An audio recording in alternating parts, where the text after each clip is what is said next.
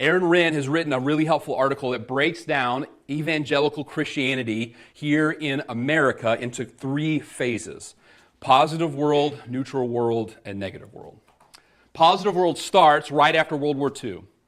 We enter in this new phase in American society where we have conquered the evil of Nazism, we've put the world back at peace, and we come home and suburbs and cities and towns are being built as fast as homes can be constructed. People are buying homes, they're getting new jobs, everything seems to be on the way forward. Everything is up and to the right. Churches begin to pop up all over as well.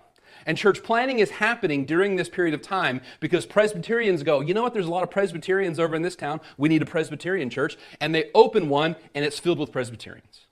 Baptists look and say, this town is really growing, we need another Baptist church, and they open one and boom, it's full of people who want to be active and involved in the church.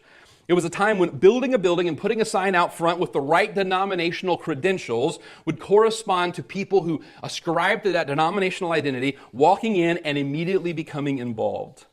Charles Taylor has said that this period is a period when religion and patriotism become interwoven in our country. He says this was a time when American patriotism, religion, and a sense of family values seemed to be in perfect lockstep.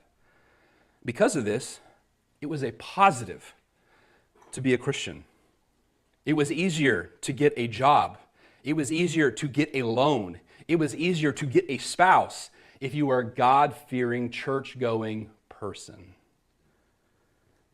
It was also a period of time when being a God-fearing religious person was a way to flex on the godless communists that were over in the East. Church was seen as a positive in the world. It was a good. And for this reason, there was a cultural pressure that pushed people into church.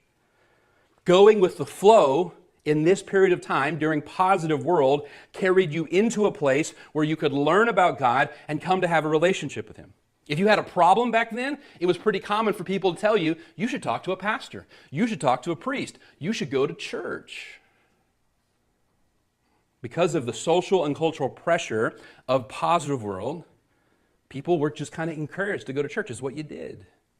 During this period of time, there was a grocery store chain that when they would open up a new grocery store, they would send a new manager to open that grocery store, and he would have express instructions from his regional manager to find the largest Baptist church and join it, because that would be the best place for him to make connections in that town or that city. There was all of this pressure to belong to church. This started to wane. It started to ebb in the 70s and 80s. And so, as it started to let off a little bit of pressure and there was less of just kind of a normalcy about going to church, we had what was called the seeker-sensitive movement born. And the thinking was, fewer people are coming into church. We need to figure out what's gumming up the works. We need to figure out what's getting in the way. And so there was a movement that was born like, we're gonna take down anything that would stand in the way of someone coming to the church. I mean, people still want to come. We're just making it too difficult for them. We're going to open the doors wider.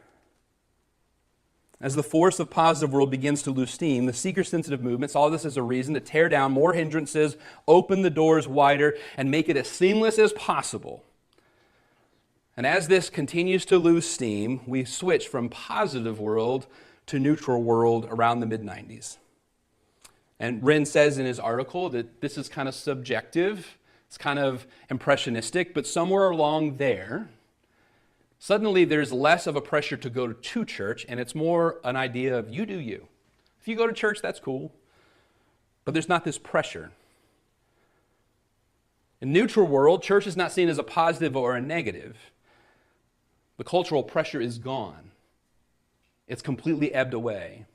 And this gives rise to a movement in the church of cultural engagement. Now the church is no longer lowering the bar of entry, but rather we're attempting to engage the culture. We're trying to provide new pathways into the church. We're trying to get out into the culture so that people remember that the church is still here and they see it as this alternative to the life that they've been living. And this point is when churches start to open up their worship services with secular music, or they have a sermon series called At the Movies, which is basically they're using movies that are currently popular in that moment. Or even here at our church, we hold events that we hope will engage with the community so we can build a relationship with them so that we can can share the gospel with them. But then in 2014, neutral world shifts into negative world. And this is a very specific point because in 2014, the Supreme Court makes a decision that legalizes gay marriage. And after that point, the church is seen as a negative on society. It's seen as a hindrance on inclusivity. Seen as a reason that we can't all get along because of the negative presence of the church. And now, what used to be a pressure toward church and toward God, and it ebbed into a neutral position, is now a pressure away from church and away from God. Now the cultural pressure is working in the opposite direction of what it used to. Something that was new for me this Easter, okay? I've been pastoring, this was my 20th Easter at our church. This Easter was the first time I saw just this major uptick. I would invite people to Easter and they would say, I'd love to be there, but I have a family obligation. Now, it used to be that family would encourage you to be at church. But now, family obligations keep us from being at church. Right now, there's kind of a dividing line. Well, it's not really a dividing line. It's just kind of a distinction in churches. For a lot of churches in the South, here in the American South, where there's still a little bit more of a cultural Christianity presence, do you know what the second largest Sunday of the year is? It's Mother's Day. Because on Mother's Day, Mom and Grandma tell you need to be at church. And you can't disappoint Mom or Grandma on Mother's Day. For a church like ours, that is made up of quite a few of you are the first generation of Christians in your family. There's not a generation above you that is encouraging you to be at church. Some of you, it'll be difficult for you to join us on Mother's Day because there's a Mother's Day brunch that you're supposed to be at. And to choose church will disappoint Mom or Grandma. These are just examples of how we have moved from positive world through neutral world into negative world. Now, why am I telling you all of that? This is not some anthropology course or anything along those lines. Why am I telling you that? Because only in positive world would we think that we could build the church without the power of the Spirit.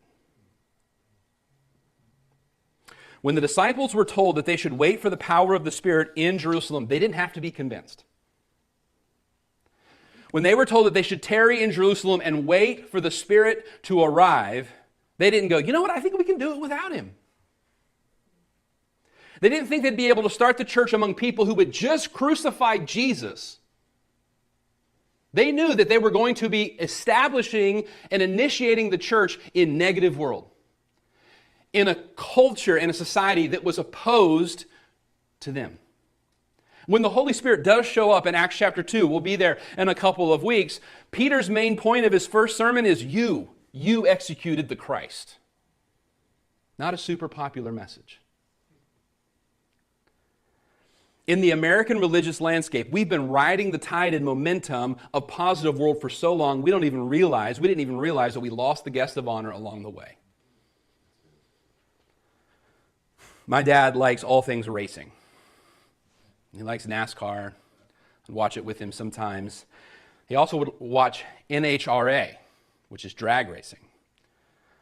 And I'd watch drag racing with him, and there'd be times that they'd take off, and they take off with such great momentum and speed, you don't even realize it till about halfway through that the engine has blown up on that car.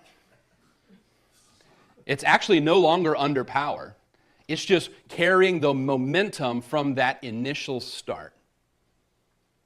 And they might jump out to a big lead, but then they just coast. It's actually possible to win with a blown-up engine if you had enough momentum and force for that just short quarter mile. But friend, we're not running a quarter mile here.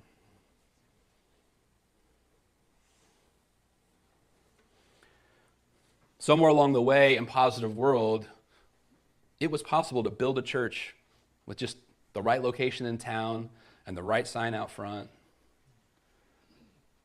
And this is important for us right now because we've just made some changes at our church. We've gone to chairs. We're expanding our capacity. We have changed our name to make it easier for people to find us. But we've got to be clear that that does not change lives. Only in the context of positive world would that be enough to build a church. But we don't live in positive world. I'm glad we've worked hard to remove any roadblock, any stumbling block. I'm glad we found ways to connect with people, but none of that will make a difference without being endued with power from on high.